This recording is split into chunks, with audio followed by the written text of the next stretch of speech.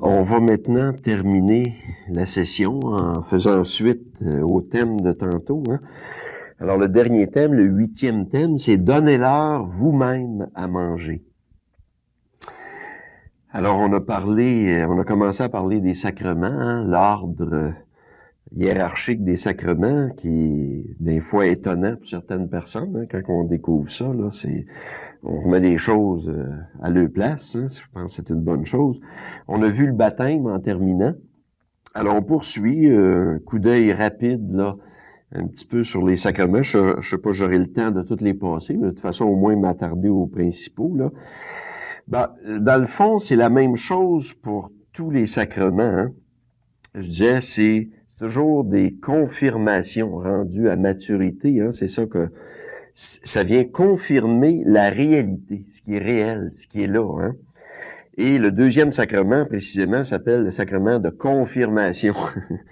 Alors, le mot le dit, ça confirme que l'Esprit de Dieu, l'Esprit d'amour, habite le cœur de cet être humain-là, puis que la vie, le souffle de Dieu, il grandit de plus en plus dans ce petit enfant-là qui vieillit, là, et peut-être que rendu à son âge, là, c'est peut-être temps de commencer aussi à l'écouter davantage, parce qu'il y a peut-être des choses à nous dire sur la vie, sur l'amour. L'Esprit Saint l'habite. Alors donc, c'est une invitation à ouvrir nos portes, à y faire de la place dans la communauté, que ce soit la communauté domestique, la famille, mais à y faire de la place, parce qu'il y a peut-être à nous apprendre des choses aussi. Alors c'est ça, c'est toujours la même chose. On confirme que l'Esprit l'habite, et donc il y a des choses à nous dire. Mais ce côté-là, on l'a jamais bien développé. À travers l'histoire, on n'a pas laissé grand place aux enfants à ce qu'ils avaient à dire, ce qu'ils en pensaient eux autres de tout ça. Et on aurait intérêt à les écouter davantage dans le peuple de Dieu, parce qu'ils ont l'Esprit Saint justement eux autres. Il y a quelque chose à nous dire de Dieu, de l'amour, cet enfant-là. C'est ça, la confirmation. Et bon, je passe rapidement, bien sûr, là. Alors, de même, le sacrement du pardon. Je voudrais m'attarder un petit peu, là. J'en ai parlé quelques fois dans les sessions. Le sacrement du pardon, c'est probablement, sûrement, le plus difficile. Celui qui a perdu le plus de plumes. Ça, c'est parmi les signes, là. Alors, je donne juste quelques points de repère, dans le fond, là. Face aux âges de la vie spirituelle, c'est toujours la même chose. Au début, on va à ce sacrement-là pour chercher un pardon qu'on n'a pas, qu'on a l'impression de ne pas avoir, en tout cas. C'est ça qu'on fait dans ce sacrement-là. On va chercher un pardon. Parce qu'on a l'impression de ne pas l'avoir. On n'y a pas touché au fond de nous autres encore. Parce qu'il est là, le pardon, au fond de nous autres. L'amour est là. Mais on n'a pas touché. Alors, on a besoin, comme ça, à l'extérieur, d'avoir une confirmation, justement. Le pardon, je te le donne, là. Bon. Parce que, bien sûr, au début du cheminement, tout le monde, c'est comme ça. On marche beaucoup sa culpabilité. Que ce soit dans le développement humain, le développement spirituel, c'est la même chose. On marche beaucoup sa culpabilité. Puis même une fois qu'on l'a reçu, le pardon, on nous l'a dit, je te pardonne, bon, tous tes péchés, tout de suite après, on s'en va chez nous, on commence à en douter. Ça prend pas de temps. Et plus tard, ce qu'on fait, on remet en question, dans le fond, la pertinence de ce sacrement-là. C'est ce qu'on vit actuellement, là. Et la plupart vont abandonner cette démarche-là, qui vont juger insignifiante, parce qu'ils ont perdu. On remet en question, on cherche, dans le fond, le sens de cette démarche-là. Puis à un moment donné, beaucoup de gens quittaient ça, disent, c'est bon, à quoi, qu'est-ce que ça sert, puis etc., puis bon, à retourner, puis répéter les mêmes affaires, puis il n'y a rien qui se passe, puis bon. Et c'est malheureux à quelque part, par exemple, parce que je me dis toujours, moi, quand je regarde la réalité, je vois beaucoup de gens ont quitté cette démarche-là, ont abandonné le sacrement du pardon, qui est quelque chose quand même d'extraordinaire quand c'est bien vécu. Puis je comprends pourquoi des gens l'ont abandonné aussi, parce qu'il y a eu tellement d'erreurs, tellement de gaffes par certains prêtres qui n'avaient pas compris le sens profond. Hein, c'est pas la célébration du péché, mais c'est la célébration du pardon. L'accent est sur le pardon. Mais il y en a là que c'était la culpabilité, puis ils renforçaient quasiment la culpabilité. Il y a bien des erreurs qui ont été faites, qui ont blessé beaucoup de gens. Beaucoup. J'en ai entendu beaucoup, moi, de gens qui ont été blessés dans cette démarche-là. Puis ça se comprend, je dirais, psychologiquement, pourquoi beaucoup de gens ont quitté ça. Mais ce qui est ironique un peu aussi, c'est que beaucoup de gens ont quitté cette démarche-là et un paquet de monde, 1 an, 2 ans, 3 ans plus tard, se ramasse chez le psychologue pour se confesser. Mais à 70 piastres de l'heure. Ça, c'est autre chose. Beaucoup de gens pour aller dire leurs choses. Hein? Puis dans le fond, c'était ça. Hein? Puis c'est plate. Parce que, je vais dire, l'Église a toujours offert gratuitement un cadeau extraordinaire, hein? Qui est ça, mais si ça avait été bien compris par bien des prêtres, ça pourrait être différent. En tout cas, il y en a des prêtres qui comprennent le sens profond de ça, puis ça peut se vivre d'une façon extraordinaire. Hein? Mais c'est ça qui se passe. Hein? Beaucoup de gens là vont se retrouver comme ça, aller voir un psychologue assez régulièrement, puis juste pour une raison, dans le fond, pour se confesser, dans le fond. Ils ont besoin. Hein? Ça fait partie de l'humain. Hein? À un moment donné, ben, on découvre le souffle de Dieu. Hein, que là-dedans, que c'est peut-être important à certains moments d'identifier, dans le fond, ce qui nous bloque, ce qui nous empêche d'avancer dans notre vie, ce qui nous enfarge, ce qui nous ralentit, ce qui nous empêche de grandir pleinement. Hein? C'est ça, dans le fond. Et de le dire. On le sait, juste en psychologie, c'est thérapeutique de dire les choses. C'est la base de toute la psychologie. Juste de dire, nommer les choses, de sortir le chat du sac, là, comme on dit, là. Ben, c'est 50% de la thérapie est là. Hein, souvent. Puis c'est ça qui est dur, des fois, à sortir. Hein. Mais dans le sacrement de réconciliation, du pardon, si vous voulez, c'est la même chose. Juste de le dire, tout est là. Hein. C'est le fond, l'aveu. Hein. C'est juste... Mais ça prend un climat de confiance, bien sûr, puis d'avoir confiance à la personne à qui on va rencontrer, puis etc. Hein. Et quand on arrive à maturité, je passe rapidement, bien sûr, hein, on pourra faire une session juste là-dessus, là. Quand on arrive à maturité, dans le fond, c'est toujours là qu'on découvre le sens profond des choses, le sens profond de ce signe-là. Vous voyez? À ce moment-là, à maturité, hein, on y va plus pour chercher un pardon. Vous voyez la différence, c'est le contraire du début. Hein? On va plus chercher un pardon, on y va pour célébrer le pardon. C'est une fête. Vraiment, on va célébrer le pardon qui est déjà reçu au fond de moi. Ça a tout un autre sens. Hein? Le pardon que je goûte au fond de moi intimement, qui est présent au fond de moi, hein? Je fais cette expérience-là, à quel point je suis aimé, je suis pardonné au-delà de n'importe quelle gaffe que je peux faire, ça n'a pas d'allure. Hein? Le pardon que je suis, au fond, à cause de Dieu qui m'enveloppe sans cesse dans sa douce miséricorde, depuis toujours et pour toujours, avant même que je fasse du mal, mais déjà le pardon était donné. Ah, je goûte ça, là. Hein? Alors, voyez quelqu'un comme ça qui fait une démarche sacramentelle, disons, là, pour ceux qui la comprennent puis qui veulent la faire, bien sûr, ben, ça a tout un autre sens. La personne va voir un prêtre à un moment donné, là, elle va lui dire, hein, sa confession, ça va être ça, hein. Elle va lui dire, dans le fond, je viens pas confesser mes péchés, je viens confesser la miséricorde. Elle dit, comprends-tu ça, toi? Hein? Alors, regarde, moi, comment je suis pauvre, je suis pas qui, j'ai des grosses blessures, je fais des gaffes, regarde ça, je fais ça, puis hein, je suis tout croche, hein? Puis, je comprends pas ça, je t'en paix, hein? Je t'en paix. Je sens un amour, une miséricorde, puis pourtant, je suis tout blessé, puis je continue à faire des gaffes. Je voudrais pas les faire, bien sûr, puis je fais tout pour les faire, mais je fais, comme disait Saint Paul, je fais le mal que je voudrais pas faire, hein, puis je fais pas le bien que je voudrais faire. Il y a des blessures qui sont plus fortes que moi, puis Je tombe et retombe, comprends-tu ça?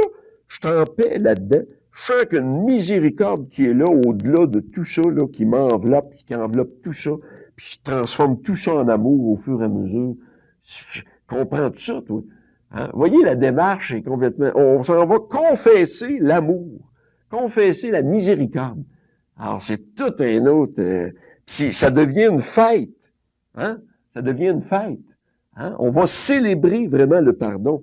Et quand on vit ça avec un prêtre qui est éveillé à ça, bien sûr, là, c'est vraiment une fête. Hein?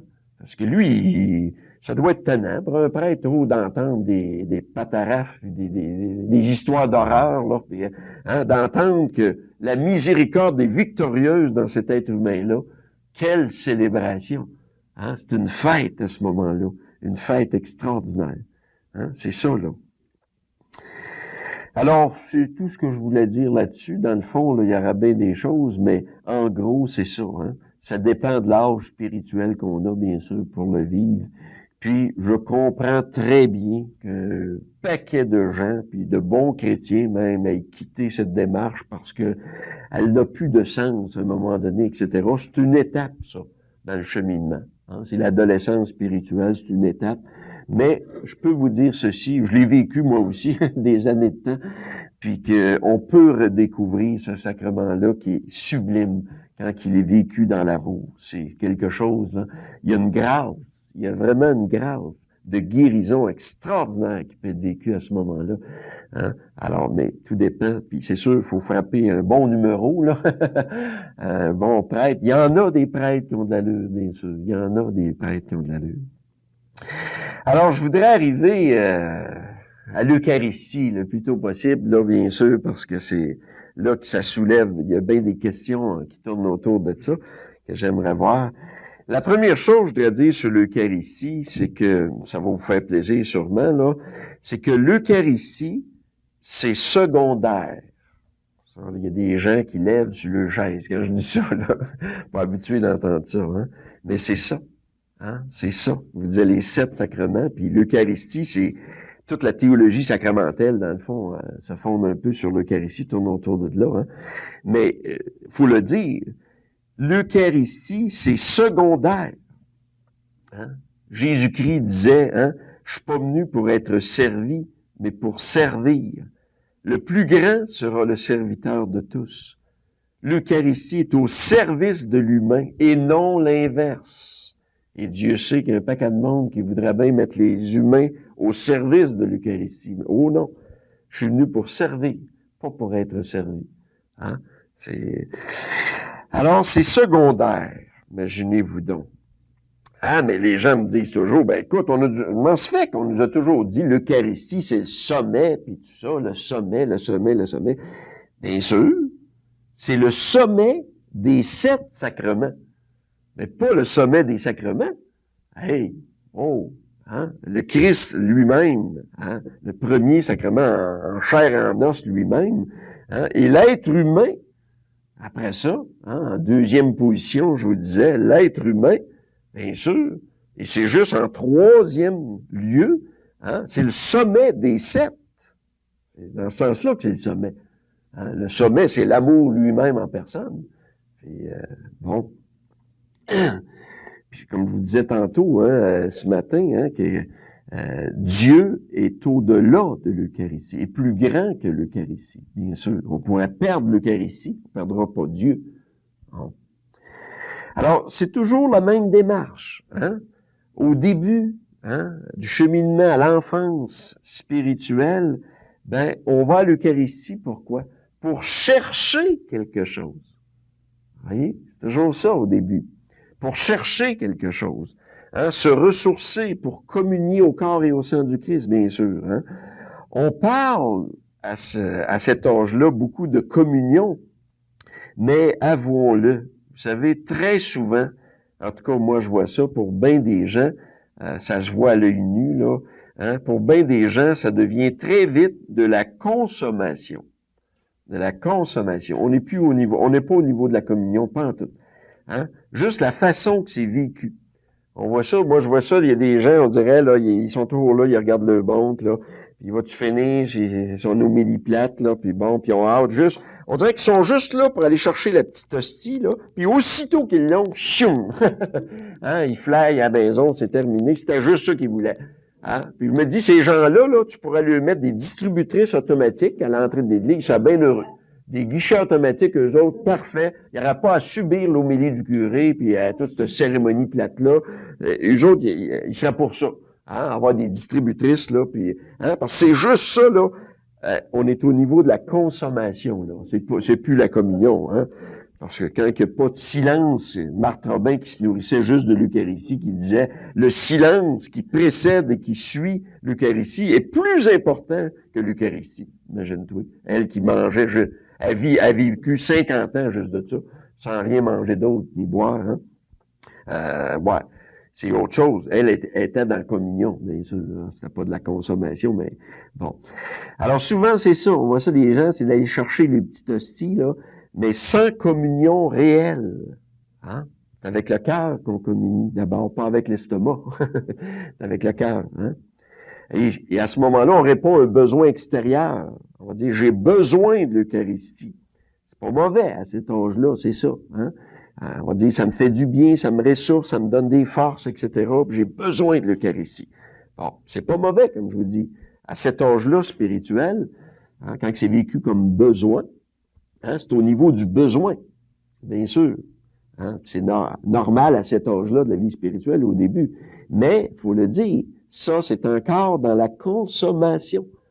C'est plus de la consommation que de la communion. Tant que c'est un besoin, on est au niveau de la consommation. Hein? Puis la preuve, c'est qu'on veut un effet. On voudrait un effet tout de suite qui se passe de quoi, puis etc. Bon. À l'adolescence spirituelle, maintenant, hein? Ce qui se passe, bien sûr, c'est que le désir profond de communion, hein, commence à s'installer davantage. On veut communier à l'amour. Hein? Ça grandit en nous autres. À ce moment-là, on réalise que l'Eucharistie, c'est un signe, justement. C'est peut-être pas toute la réalité, hein? Mais le signe d'une réalité qui nous dépasse. Encore une fois, on pourrait nous enlever l'Eucharistie, mais jamais la communion profonde, hein, à l'amour. Jamais on pourra nous enlever ça. Hein, ça se vit à l'intérieur, ça. Hein, le mystère qui se vit là. L'Eucharistie, elle aussi, est une semence de vie qui doit nous amener à la plénitude de la communion d'amour intérieur avec Dieu. Il y a une pédagogie dans l'Eucharistie, hein, bien sûr, que j'ai déjà expliqué, hein, qui est génial, le génie de Dieu qui nous prend par le ventre. Manger puis boire, ça c'est matériel, c'est concret. C'est le génie de Dieu, ça, qui nous prend comme ça, parce qu'on croit pas que Dieu est en nous autres. Si tu veux, on croit pas ça, nous autres. Hein? Bon, on pense qu'il est en nous autres juste si je fais des bons coups, là, mais c'est plus profond que ça. Hein? Puis, alors, il nous a pris par le ventre, si vous voulez, manger du pain, du vin. Bon, ben là, tu viens de le manger. Écoute donc, t'es obligé de croire qu'il doit être en toi pour un bout de temps, certain. Alors, c'est une longue pédagogie comme ça qui nous amène à la communion d'amour intérieur avec Dieu. Hein? Le but est ça. Hein? C'est la vraie communion. C'est un cœur à cœur, là. D'ailleurs, dans l'Évangile, si vous trouvez que je suis raide un peu, là, dans l'Évangile, Jésus est bien plus raide que moi. Hein? Il est clair et net, lui, dans l'Évangile, sur la vraie communion. Il va pas avec le dos de la cuillère pour de ça. Hein? Sur la vraie communion. Il dit ceci à un moment donné. Il dit, si tu t'en vas à messe, il dit pas à la messe, là, mais en tout cas au temple, puis tout ça, à cette époque-là, là, c'est le même sens. Hein? Bon, si tu t'en vas à messe, là, offrir ton offrande, hein? Puis si rendu là, tu te souviens dans ton cœur que ton frère ou ta sœur ou ton voisin ou n'importe qui là, hein, a quelque chose contre toi, si tu es en chicane avec quelqu'un ou quelqu'un est en chicane avec toi, puis bon, ben il dit, laisse-là ton offrande, lâche la messe, puis va d'abord te réconcilier avec ton frère puis ta sœur. Parce que ça n'a pas de sens ce que tu vis là. Hein? Ça n'a pas de sens vouloir vivre la communion d'amour alors qu'on rage à l'intérieur à quelque part. Vous voyez, il va pas avec le dos de la cuillère, là, Christ. Il dit, laisse-là ton offrande. Hein? Il y a des étapes, là. Va d'abord régler tes chicanes, là, puis ensuite, tu reviendras prier. Là, ça va avoir un sens. Parce que là, d'aller là, vouloir communier à l'amour, quand on a de la haine dans notre cœur contre quelqu'un, ça n'a pas de sens. Voyons donc. C'est complètement faux. C'est une mascarade. Alors, je me dis, s'il fallait que tous les êtres humains qui vont en messe le dimanche commencent par aller régler le problème puis le chicane avec quelqu'un dans leur vie, fiou, pour moi, il ne restera pas grand monde dans les églises. Il y en aura peut-être encore moins. Hein? Si on suivait l'Évangile, là. C'est dans l'Évangile, ça. C'est incroyable, hein? Mais, et mes amis. Et à la fin, à maturité, hein? Spirituelle, là, hein? J'y vais uniquement pour une chose, pour célébrer la communion, comme on va célébrer un anniversaire, pour célébrer la croissance du corps du Christ. Hein? Je communie à l'humanité tout entière à travers mon cœur. Je communie à tous. Je communie à moi-même, d'abord, au fond, puis à Dieu qui est là, puis à travers Dieu, à tout le réseau, si vous voulez, l'humanité tout entière. Hein? C'est le tout en tous. Hein?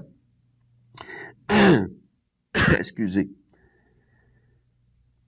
Ici, j'ai beaucoup de petites notes, là, puis je voudrais pas en perdre, là. C'est ce qui est le plus barbouillé, qui est le plus important. OK, ouais, c'est ça. Le plus important, vous savez, de l'Eucharistie, là, d'abord, c'est le rassemblement des humains qui sont là. On oublie ça des fois. Eh oui! Le plus important de l'Eucharistie, c'est le rassemblement des humains qui sont là. C'est ça d'abord le corps du Christ. Eh oui! Le rassemblement des êtres humains en chair et en os qui sont là. C'est ça le corps du Christ. Bien sûr, on est réunis autour d'un même signe, un même pain. Hein? Bien sûr, là, mais faut pas oublier, là où 2 ou 3 sont réunis en mon nom, je suis là au milieu d'eux. Hein, déjà. Alors, on oublie ça des fois que la première chose la plus importante, c'est le rassemblement des humains qui sont là. Le corps du Christ, c'est ça, d'abord. Hein? On oublie ça souvent, nous autres. Hein? Donc, à maturité, là, j'y vais pas pour chercher quelque chose, mais pour donner quelque chose. Voyez-vous la différence? Donner mon vécu spirituel. Je vis une communion à l'amour extraordinaire au fond de mon cœur. J'ai le goût de partager ça avec mes frères et sœurs. C'est ça le sens profond. Je m'en vais là pour donner. Hein? C'est ça que j'expliquais ailleurs dans les sessions. Hein? C'est plus un travail là, de se lever et de dire il faut que j'aille à la messe. Puis, hein, au début, ça peut être ça, puis durant longtemps. Mais un jour, à maturité, ça devient, hein, tu te réveilles et tu te dis hey, il faut que j'aille à la messe. Sinon, ça va être plate à mort. Il va manquer quelque chose. Il va manquer tout ce que j'ai de poids d'amour dans mon être. Il faut que je partage ça avec les autres. Ça n'a pas d'allure.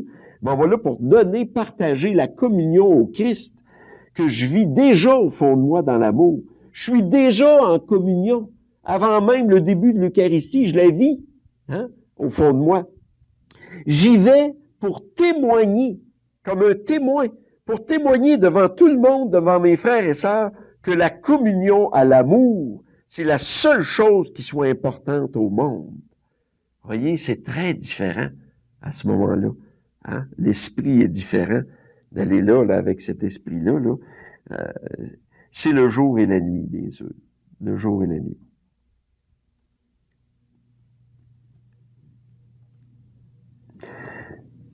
Alors, j'essaie de retrouver mes barbouillages, là, toujours. Alors ici, j'avais noté, c'est ça, on est rassemblés autour d'une même table, pas d'abord pour manger, dans le sens que ce que je te disais tantôt, c'est ça, ça complétait. Pas d'abord pour manger, parce que vous allez là pour manger, vous allez voir que le banquet, il est mince pas mal, là. C'est pas très bon. Mais c'est spirituel, bien sûr, hein. Dans ce sens-là, c'est gastronomique, spirituel, pas matériel. Hein. Et d'abord, pour communier les uns aux autres. Pour ça, je disais tantôt, c'est le rassemblement qui est premier. C'est ça, le corps du Christ. Alors, c'est pour ça, quelqu'un qui vit ça dans l'amour, là, comme ça, il vit la communion déjà. Hein? C'est pour ça que quand il y a des questions, moi, des fois, qu'on me pose encore, l'an 2000, on me pose encore des questions comme, la messe le dimanche, est-tu encore obligatoire? Ah, ça, là, moi, là, bon. Alors, c'est pas compliqué à répondre. Premièrement, si quelqu'un te pose la question, réponds-y oui. Parce que ça veut dire que lui, cette personne-là est à l'enfance spirituelle, ça, c'est sûr. C'est ça que ça veut dire. Puis elle a besoin d'un règlement. Hein? Il y a du monde comme ça, ils ont besoin des coups de pied en arrière, des règlements, sinon ils ne bougent pas. Bon, si quelqu'un qui a besoin de ça, tu en donnes un petit coup de pied. Oui, c'est obligatoire. Oh oui, t'es mieux d'y aller. Bon, oui, il est rendu là, personne a besoin d'un règlement, sinon il va... Bon. À l'adolescence spirituelle, c'est autre chose, là. On rejette tout, on remet tout en question, on en doute, puis on s'en fout même à l'adolescence, là. Bon, on met tout par-dessus bord, hein. À maturité, c'est plus une question d'obligation, c'est une question d'amour. C'est une question d'amour. Je vais là pour partager l'amour, la communion que je vis au fond de moi. Hein? Je veux partager ça, sans dire un mot peut-être, juste en étant là présent. Hein? Ma communion intérieure à l'amour, hein? Avec les humains qui sont là, quels qu'ils soient. Même si c'est du monde là, qui me rejoignent pas grave ça. Je vais partager l'amour que j'ai dans le cœur. Voyez la différence? Alors, à ce moment-là, je peux y aller n'importe quand, puis dans la semaine, puis c'est plus une question d'obligation. Puis si jamais je saute un dimanche, là, je serais pas tout culpabilisé, tout crache, hein. Au contraire, hein, je vais y aller dans la semaine plusieurs fois, puis c'est une question d'amour. Vous voyez, à ce moment-là, on est au-delà. L'amour, il y a juste ça qui dépasse la loi et les règlements, là. Hein? C'est ça, là. Alors là, on va aborder toute une question ici, là. Même chose pour la question qui revient tout le temps face à l'Eucharistie, la question, la fameuse question des divorcés remariés. Bon, face à l'Eucharistie, là. Hein, les méchants, les à côté, là, les méchants, là, bon, auxquels on interdit, que l'Église officielle interdit de communier à l'Eucharistie. Bon, ça, s'il y a de quoi qui agace, qui choque, qui révolte bien du monde, aujourd'hui, c'est bien ça. Alors, j'aimerais en parler. Puis, en parler en essayant de voir les deux côtés de la médaille. Hein? Je voudrais poser des questions, en tout cas, aux deux côtés de la médaille. Alors, j'ai pas de parti pris, là, mais je pose des questions, en tout cas. Bon. Alors, pourtant, si on regarde, là, j'ai passé, moi, un cours à l'Université Laval juste là-dessus, hein, un cours de 45 heures, juste la question des divorcés remariés. Alors, il y a du stock là-dedans à évaluer. Je vous ramasse un super résumé, là, ce que je pense, moi, là-dessus. Hein. Pourtant, si on regarde de proche, on étudie ça au niveau logique et théologique, si on veut, là, l'Église hiérarchique, elle est logique de dire ça, d'interdire la communion à l'Eucharistie. Au niveau de la logique, c'est logique. Parce que la personne, elle se met dans une situation, comment je dirais, dans une situation où elle est remariée. On parle du remariage civil, là, ici, là, on parle pas du remariage, l'annulation de mariage, ça, il n'y a pas de problème. Mais quelqu'un qui est remarié civilement, qui est divorcé avec un autre, qui se remarie civilement, c'est comme pour l'Église, comme si la personne était en situation d'adultère, puis elle demeure dans cette situation-là, alors elle peut pas aller se confesser, si on veut, de cette situation-là, parce qu'elle continue, puis donc elle peut pas aller communier. Bon, alors c'est ça un petit peu puis c'est logique, ça se comprend logiquement, là, ça se comprend. Hein? Il est en situation marginale, puis à ce moment-là, il y a un problème, là. Bon. C'est très logique, mais moi, la question que je me pose, est-ce que c'est amoureux? C'est ça la question que je me pose là-dedans. C'est bien logique, cette position-là de l'Église. Mais est-ce que c'est amoureux, une position comme ça? Parce que vous savez, la logique, c'est bien dangereux, ça. Bien dangereux. Puis l'autre fois, Héry, il y a une femme qui m'est arrivée avec un petit raisonnement logique que j'ai trouvé pas mal comique et dramatique en même temps, puis éclairant face à ça, là. Une personne qui a vécu là, cette situation-là. Elle dit, sais-tu, moi, le raisonnement qu'à un moment donné, je m'ai fait de cette logique-là? Je me suis dit, si je veux, là, moi, je tiens vraiment à aller communier à l'Eucharistie. Bon. Alors, puis je veux être en règle, en loi avec l'Église, là, dans la logique, là. Ben, elle dit, moi, la seule solution que j'ai trouvée, si vraiment je vais aller communier à l'Eucharistie, elle dit, c'est pas compliqué. Pas compliqué pas en tout. Elle dit, j'ai juste à tuer mon ex. Hein? Ben oui, j'ai juste à le tuer, puis aller me confesser. OK, ils vont me pardonner. J'ai tué, mais je m'excuse d'avoir tué, là. Je vais avoir le pardon. Après ça, je vais pouvoir aller communier quand je veux. J'avais trouvé ça bon. Hein. C'est logique, ça aussi. Vous voyez? À quelque part, là, on voit bien qu'il y a de quoi qui marche pas dans tout ça. Hein? Parce qu'on marche juste à la logique, là, me semble, ça n'a plus d'allure, là. Ben, toi, quelqu'un qui tuerait son conjoint, là, hein, puis qui est avec un autre, il n'y a aucun problème, il a juste aller se confesser d'avoir tué, là. Bon, puis après ça, il peut aller communier n'importe quand, aucun problème. Ben, toi, ça serait moins grave que la personne, là, qui vit de l'amour au bout, peut-être avec son nouveau conjoint, puis que l'autre, c'est à l'enfer, puis à mon avis, à moi, c'est une question de théologie sacramentelle, c'est une question de réforme. Faut, à mon avis, qu'il y ait la prochaine réforme, là, Vatican III, je sais pas trop, là, une réforme au niveau sacramentel. Au niveau de là, il y a une super réforme de retrouver l'esprit des choses, là, vraiment profonde. Pour moi, c'est probablement le prochain pape aura un travail à faire là-dedans. Puis quand je vois, là, ce qui est le pire, là, quand je vois, là, des prêtres qui jouent à la police, hein, il y a des prêtres qui sont zélés là-dedans, là, qui vont refuser de donner l'hostie à quelqu'un. C'est épouvantable. C'est épouvantable. Ça, hein, un prêtre, c'est pas une police. Ah, mon Dieu. Si la personne, ça veut communier, ben, tu lui donnes, puis c'est tout. C'est sa conscience, c'est elle. Puis, mais quand je vois ça, il y en a, là, que c'est vraiment... Le prêtre n'est pas... Imaginez-vous l'image que ça donne, là. En tout cas, il y a un problème à quelque part là-dedans. Moi, j'en suis convaincu. Puis il me semble que ça mériterait beaucoup de réflexion, puis avoir une réforme à ce niveau-là, là. Hein, il y a beaucoup de questions autour de ça. C'est pas clair. C'est pas évident du tout, du tout. Bon.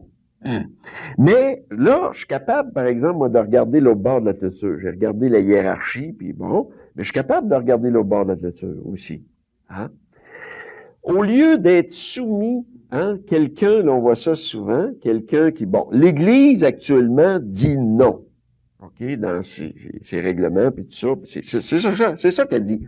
Bon. Mais au niveau de l'amour, quelqu'un qui est dans l'amour, il n'y en a pas de problème avec ça. C'est non, j'irai pas communier à l'Eucharistie, puis c'est tout. Il y a d'autres façons de vivre la communion à l'amour.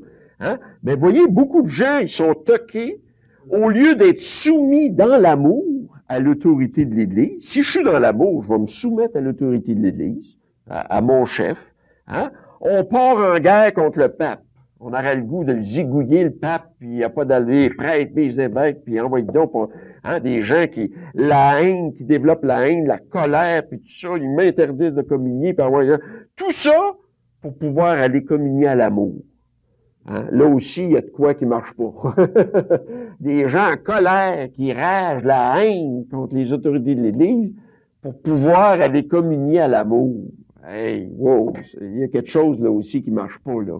Vous voyez, c'est ces deux bords, là aussi, il faut regarder ça. Hein? Les gens qui veulent communier à tout prix, là, hein, que les objectifs, là, c'est ça. Bon.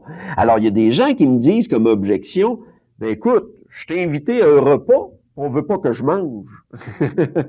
On dit le repas de l'Eucharistie, puis tout ça. Ben, l'Eucharistie, c'est beaucoup plus qu'un repas. Si c'est un repas, ben c'est pas un repas matériel. Parce que si vous allez là juste pour le repas matériel, encore une fois, le banquet, il est bien sec, là. C'est pas très gastronomique, c'est juste matériel, là. Hein? Oui. Hein? C'est pas juste manger une petite hostie, hein? C'est pas ça, là. C'est beaucoup plus grand que ça, hein? Manger la parole. Comme je vous disais, hein, la communion les uns aux autres, c'est d'abord ça, le corps du Christ. Là où 2 ou 3 sont réunis, je suis là au milieu d'eux. Hein? C'est ça d'abord, la communion. Et quelqu'un peut participer à l'Eucharistie sans même communier à l'Eucharistie et vivre la communion d'une façon extraordinaire. Communier au Christ, c'est bien plus grand que communier à l'Eucharistie. Voyons donc. Et le fait que l'Église actuellement, quelqu'un qui est réaliste, là, actuellement l'Église dit non. Bon, peut-être que le prochain pape va faire une réforme, puis il dira oui, ça peut changer ces choses-là. Mais actuellement c'est non, c'est ça la réalité. Ben si je veux Si je suis dans l'amour, moi, puis je vais être dans l'amour, hein, ben je me soumets, bien sûr. Hein? Puis ne pas communier à l'Eucharistie, ça m'empêche pas de communier à l'amour, ça. Hein? Au contraire, hein, le fait qu'on me dit non, là, ça peut me permettre à moi d'approfondir quelque chose. Hein? Puis d'aller trouver un niveau de communion encore plus profond que si je communiais à l'Eucharistie. Voyez? Il n'y en a pas d'obstacle pour l'amour. C'est nous autres qui mettons des barrages. Mais nos barrages, nos clôtures que les humains, on peut mettre nous autres, là, hein, que ce soit l'autorité ou nous autres qui nous mettons des barrages, hein, l'Esprit Saint, qu'est-ce qu'il fait? Il passe au-dessus des clôtures. C'est un oiseau, ça, un oiseau rare, il vole au-dessus. On a beau mettre tous les barrages, voyons donc. Hein? C'est ça, là. Le fait que l'Église actuellement ne me permette pas de communier à l'Eucharistie à cause de ma situation irrégulière, là, peut-être, là, ça m'amène, si je crois vraiment à l'amour, ça va m'amener à la vraie communion. La vraie. Hein? Ça peut m'amener à découvrir un niveau autrement plus profond de communion à l'amour. Et là, je vais vous citer un témoignage extraordinaire que Yves Gérard a cité. Hein? Il aidait une femme en consultation comme ça, qui était dans une situation irrégulière comme ça. Bon. Puis, en plus, elle travaillait au niveau pastoral, puis bon, elle avait divorcé, puis elle était remariée civilement, elle n'avait pas pu avoir l'annulation de mariage, puis tout ça. Bon. Puis, ça la chicotait, puis etc., puis tout ça, puis elle avait décidé d'aller communier, puis hey, on ne privera pas de l'Eucharistie. Puis un jour, Yves Gérard l'a interpellé. Il savait à qui il s'adressait, puis il lui a dit ceci, écoute, je te propose quelque chose. Je te l'impose pas. Si tu vas aller communier, va communier, bon. Mais je te fais une proposition si tu vas aller plus loin au niveau spirituel. Ah, là, elle écoutait. Fait qu'il lui dit, là, pourquoi l'Église actuellement a dit non, là? Pourquoi, là, dans l'amour, hein, librement, hein, ma vie, nul ne la prend, je la donne librement. Si tu es prêt à embarquer là-dedans, à renoncer à aller communier à l'Eucharistie en avant. Hein? Elle dit, je te propose ça, puis tu verras ce que tu vas vivre. Hey, sur le coup, elle était fâchée, ben, d'un petit village, tout le monde va me regarder, puis ils vont hein, tout dire, c'est épouvantable, puis tout ça, puis bon. À un moment donné, puis elle est partie en colère que Yves Gérard il a dit ça, mais il dit, je fais juste te le proposer, je t'impose pas ça comme directeur spirituel, je dis, tu vas faire ça. Non, non, dans l'amour, je te propose ça, moi je te dis, tu as de quoi aller chercher là encore plus grand, dans ton cheminement, parce que je sens que tu es prête à ça. Il savait à qui il s'adressait. Puis ça l'a travaillé, elle n'a pas dormi de la nuit. Hein? Puis le lendemain, c'était le dimanche, précisément.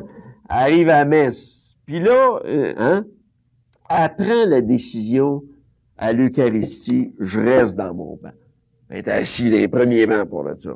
Puis là, tout le monde passait à la communier, puis elle regardait avec des gros yeux. Qu'est-ce qu'elle a fait hier soir, elle, là, hein, pour pas aller communier à matin, là, puis tout ça, là, puis 2 semaines après, elle a envoyé, même pas 2 semaines, 1 semaine peut-être, là, elle a envoyé une lettre de 8 pages à Yves Gérard pour lui dire tout ce qu'elle avait vécu, assis tout seul dans son banc, alors que toute l'Assemblée allait en avant communier à l'Eucharistie.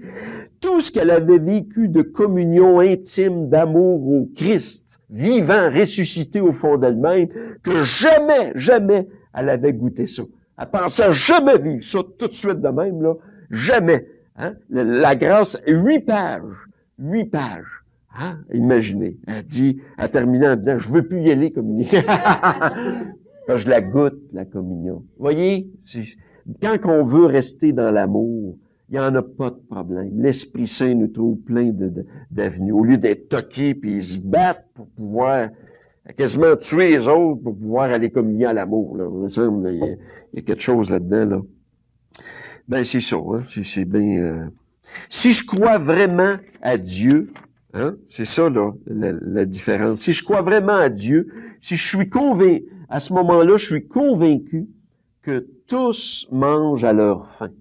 D'une façon ou d'une autre, peu importe, hein, si je communie ou non à l'Eucharistie, à la petite hostie, peu importe. Si je crois vraiment à Dieu, vraiment à l'amour, hein, il y a toujours des portes de sortie. Inquiétez-vous pas de ça. Inquiétez-vous pas de ça. Alors, c'est en gros, là, ce que je voulais dire à bien d'autres choses, mais je pense que c'est bon de parler de ces choses-là. Parce que je vois le petit cadran va vite, là, puis la cassette, là. Le mariage, ben, rapidos, là, sur le mariage, là, hein, une des plus belles façons de vivre l'amour, bien sûr, qui n'est pas la seule, bien sûr, hein, on peut le vivre dans l'amour, dans le célibat, c'est une vocation bien spéciale, mais hein, il y a le mariage aussi. Ben, il y a une chose que je tiens à dire là-dessus, que beaucoup de gens savent pas, que je répète souvent, ben, je tiens à le dire d'une session. Ben, les gens savent pas que les ministres du sacrement du mariage, hein, le ministre du sacrement du mariage, c'est pas le prêtre, c'est pas le juge, c'est pas le capitaine de bateau ou le pasteur ou je sais pas quoi. Ce sont les époux. Ça, c'est dans la théologie sacramentelle du mariage qu'on apprend ça. Les ministres du sacrement du mariage, c'est les deux époux.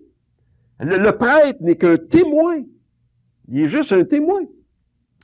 Hein? Là encore, vous voyez, le mariage officiel à l'Église ben, n'est qu'une confirmation publique, hein, dans le fond. Parce qu'il commence pas là, le mariage. Hein? C'est juste une confirmation publique que ces deux-là, ils veulent s'unir dans l'amour pour la vie. Hein? Ils veulent bâtir l'amour. Il est pas tout acquis, l'amour. Il y en a des fois qui pensent que ça y est, on l'a, là, mais ils vont s'en rendre compte après une couple d'années, là, qu'il est à bâtir.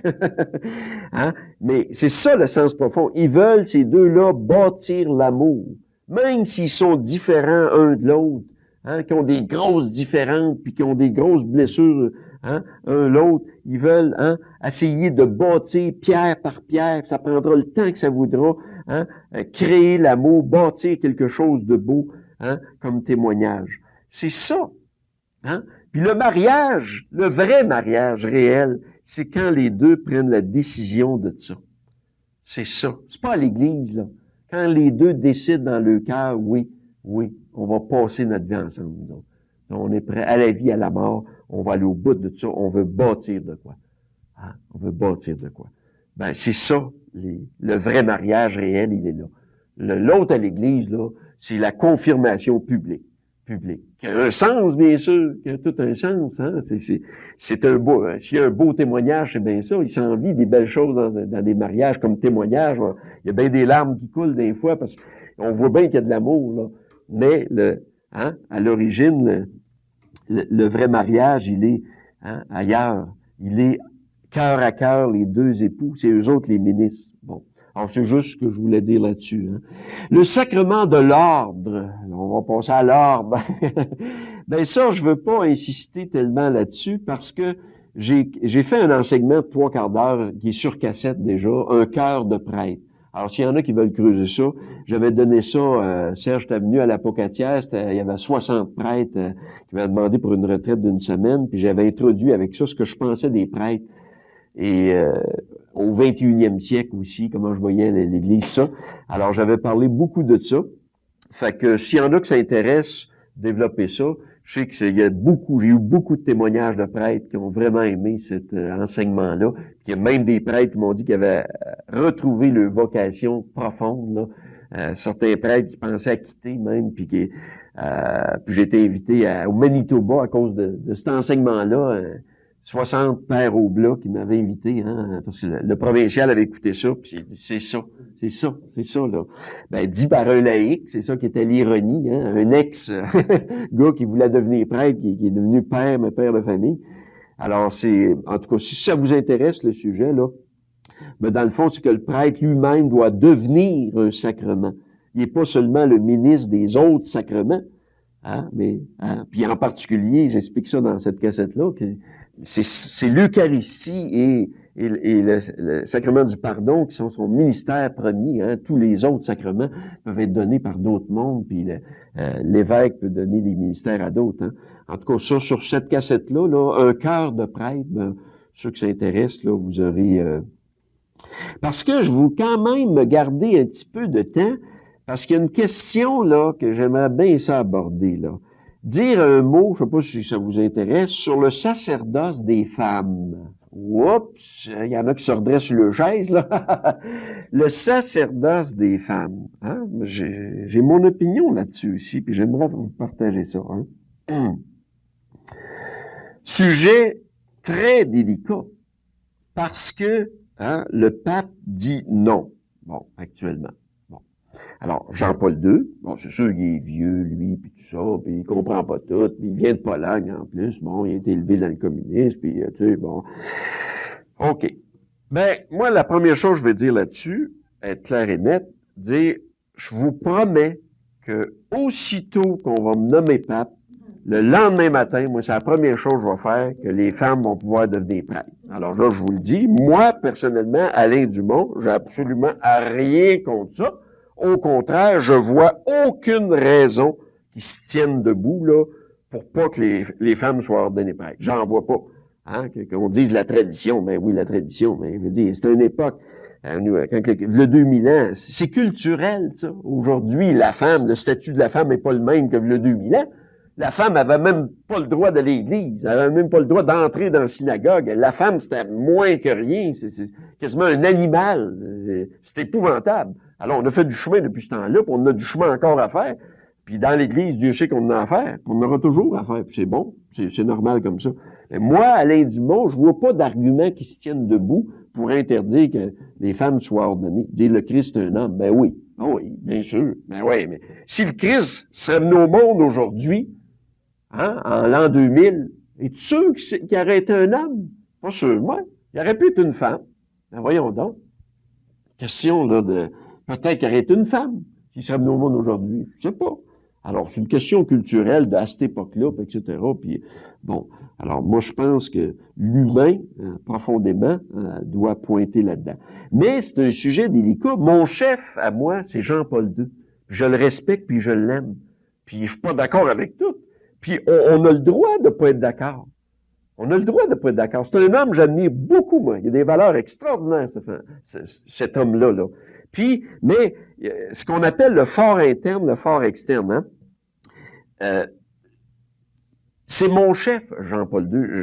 Je me considère comme dans l'Église, là. Je sais pas si je vais l'être encore après cet enseignement-là, mais en tout cas, peut-être qu'on va me mettre dehors, je sais pas, je penserais pas.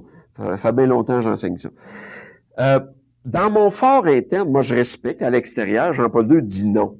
Alors, je fais pas exprès. Pour ça que j'en parle jamais de ça. C'est la première fois que j'en parle, ben la dernière fois probablement, hein, que je ferai pas des sessions sur le sacerdoce des femmes fait pas exprès pour contredire Jean-Paul II. Dans l'amour, je veux essayer d'être dans l'amour. Moi. Fait que je respecte. Lui, il dit non. Fait que j'ai sûrement des bonnes raisons pour ça. Bon, je respecte. Puis bon. Alors, mais dans mon fort interne, moi, hein? Mon opinion, c'est que oui, on devrait ordonner les femmes. Puis je suis convaincu que ça va venir bientôt, au 21e siècle, dans un ou deux papes, là. Je suis sûr, c'est une question de temps, là, culturel, ça s'en vient. Ça peut pas être autrement. Alors, au niveau social, ça a changé, alors c'est la même chose, ça va. Bon. Mais, ça, c'est mon fort interne. Mais extérieurement, comme je vous dis, je ne ferai pas des sessions sur le sacerdoce des femmes, fait pas exprès pour narguer les prêtres, puis les évêques, puis le pape. Mais non, il dit non. Alors, dans l'amour, je le respecte. Ici, j'en parle, puis c'est la dernière fois que j'en parle. Bon. Alors, mais, plus que ça, me dit, moi, là, ben beau, là, je sais bien, je vais être nommé pape, là, à un moment donné, là, mais je ne le suis pas encore, là. C'est Jean-Paul II qui est pape. Bon. Puis moi, je suis pas d'un soulier de Jean-Paul II. Puis je me dis, si j'étais dans ces souliers de Jean-Paul II, je verrais là toute l'Église mondiale, là, pas juste en Amérique du Nord. Nous autres, on est les plus évolués dans toute la planète au niveau spirituel, religieux, au niveau de l'Église. On est les avant-gardistes en Amérique du Nord. Alors, mais lui, il a affaire à des communautés qui sont en 1950, puis qui est à l'enfance spirituelle à tous les âges. Puis peut-être même, on ne sait pas, peut-être même que dans son cœur, Jean-Paul II, il est pour ça, le sacerdoce des femmes. Mais en regardant là, le peuple de Dieu actuellement, là, qui se dit non, si je dis oui, ça va faire des problèmes à telle place. Peut-être c'est ça, on le sait pas, on peut pas deviner ce qu'il y a dans sa tête, hein. Puis moi, là, si je serais nommé pape aujourd'hui, puis je serais dans ses souliers, puis je verrais tout ça, tous les problèmes qu'il y a dans l'Église, puis les différents âges de la vie spirituelle, peut-être aussi qu'Alain Dumont, il changerait d'idée. Ouais, il dirait, je suis pour ça, mais pas tout de suite, parce que c'est pas le temps. Peut-être c'est ça, je dirais aussi. Voyez? Alors, je me dis, ouais, en tout cas, faut partir de la réalité. Encore là, pas se battre puis cultiver la haine en nous autres. Les fruits viennent en leur temps. Puis je me dis, bon, là, c'est non. Ben, je me dis, si on veut être dans l'amour, respectons ça. C'est lui notre chef. Puis, ben, un autre pas pourra arriver, puis ça va être mûr, ça va être le temps. Les gens vont pouvoir embarquer puis aller plus profondément. Vous voyez? Moi, c'est juste ça que je voulais dire là-dessus. Là.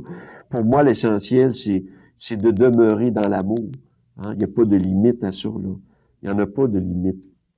Alors, il y aurait bien des choses à dire. Le Vatican II, on a dit des belles choses. Le sacerdoce royal. Vous savez, le premier sacerdoce, c'est ça. C'est ça, le sacerdoce. Il n'a jamais été prêtre, ce gars-là. Et c'est l'unique prêtre. C'est ça, le sacerdoce. Donner sa vie pour ceux qu'on aime. Ça, n'importe qui pas est capable de faire ça, parce que c'est pas évident, mais n'importe qui peut le faire, ça. C'est ça, être prêtre, d'abord. Faut pas oublier ça, C'est l'unique prêtre, l'unique sacerdoce. C'est ça, là. Quelqu'un qui donne sa vie librement. Nul ne la prend. J'ai décidé de la donner. Et beaucoup de femmes actuellement qui voudraient devenir prêtres, etc., ben ça peut être une occasion extraordinaire pour eux autres d'arriver à maturité spirituelle en renonçant à ce projet-là par amour, librement, parce qu'actuellement, le pape dit non. Alors, vous voyez, il n'y en a pas de limite. Si c'est l'amour le but, alors restons pas toqués sur nos petits projets à nous autres. C'est ça. Bon. Finalement, ben l'extrême onction, là, on approche la fin. On approche la fin. Anciennement, aujourd'hui, on appelle ça le sacrement des malades. C'est peut-être plus positif. Mais là, c'est à l'extrême onction. Ben, s'il y a un moment de notre vie qu'on a besoin d'être confirmé, c'est bien là. Parce que là, quelqu'un qui voit la mort approcher, il panique. Souvent, c'est ça qui arrive, là. Alors, le sacrement des malades. Ben, c'est une simple confirmation que Dieu guérit tout, mais d'abord notre cœur. Puis la guérison qu'il veut nous donner, vous voyez, nous autres, on chiale des fois à Dieu, on lui demande, guéris-moi mon orteil droite, là. Bon, c'est celle-là, c'est juste ça, bon. Mais tout à coup, Dieu, il veut te donner plus, il t'aime tellement, là, qu'il veut te guérir totalement. Ouais, ça, c'est autre chose. Pas juste ton orteil droite, là, mais la guérison totale. Puis ultimement, la guérison totale, c'est la spiritualisation de tout ton être. Comme ça.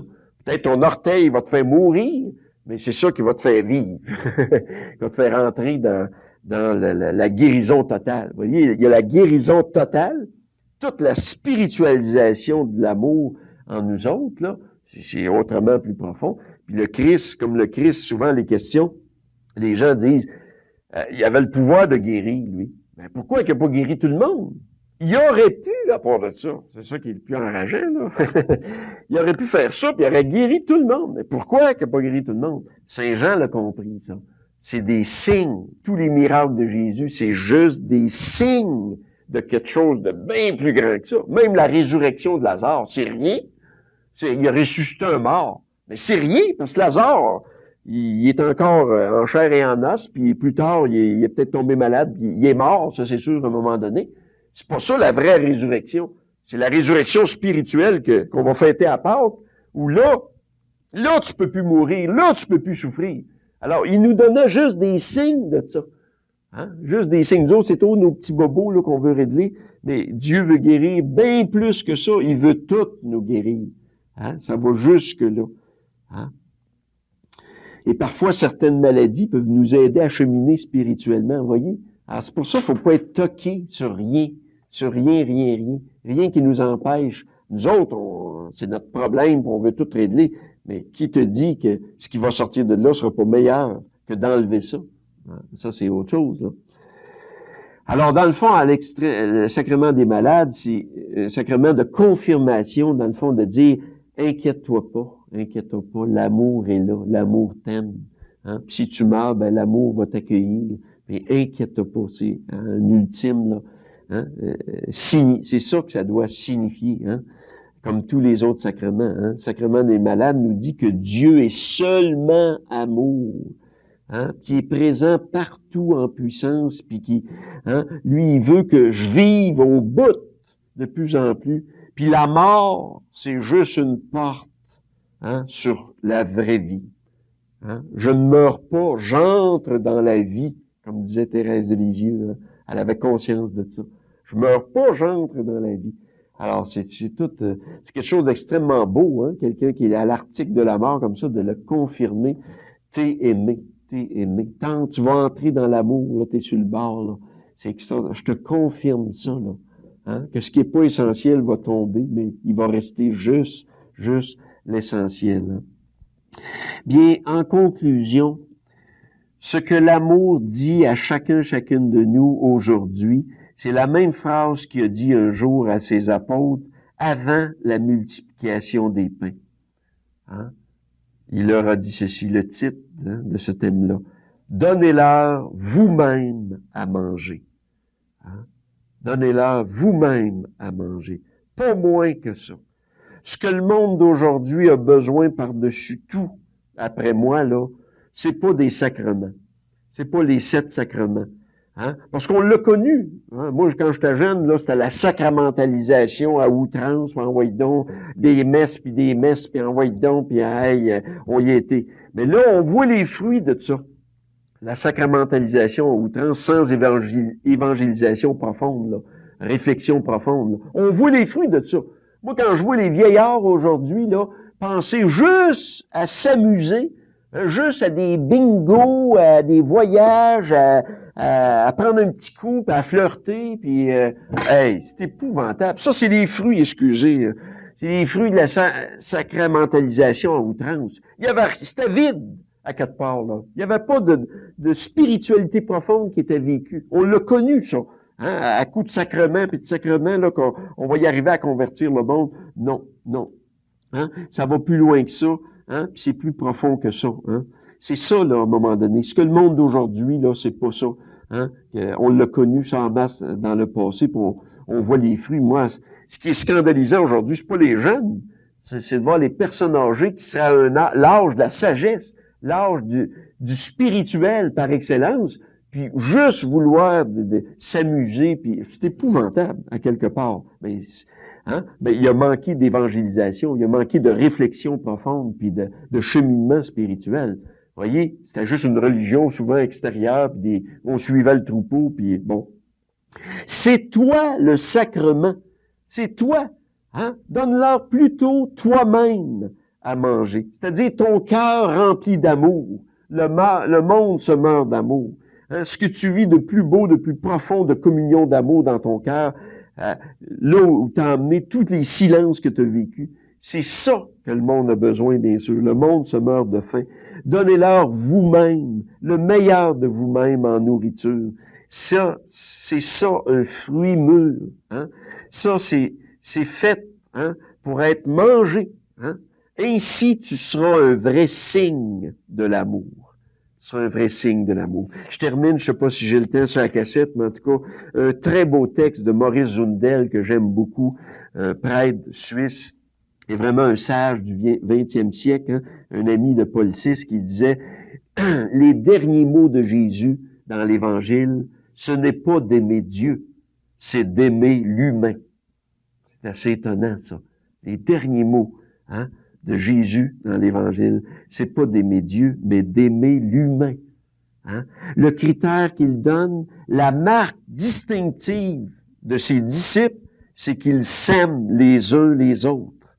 Le sacrement, le signe de ralliement, c'est l'Eucharistie, c'est-à-dire un banquet qui rassemble tous les humains autour d'une même table pour partager l'amour. Et un de ses derniers gestes, hein, que Jésus a fait, c'est de laver les pieds de ses disciples en s'agenouillant devant eux. Je suis pas venu pour être servi, mais pour servir. C'est ça, là. Hein? Les derniers mots de Jésus, c'est pas d'aimer Dieu, l'accent est pas là, c'est d'aimer l'humain. Ça, c'est signifiant. Ça, c'est plein. Ça signifie l'amour à n'importe qui. Hein? Puis on a l'occasion à tous les jours de le vivre, ça. Tous les jours de le vivre. De laver les pieds les uns les autres. C'est pas laver les pieds matériellement, bien sûr, c'est le symbole du pardon, laver les pieds. Hein? mais de pardonner à tous les jours de l'occasion. C'est là que nous saisissons toute la nouveauté, hein, toute la révolution opérée par Jésus dans l'Évangile. Hein? C'est là qu'est toute la révolution. Alors, on va intérioriser ça dans quelques minutes de silence, si vous voulez.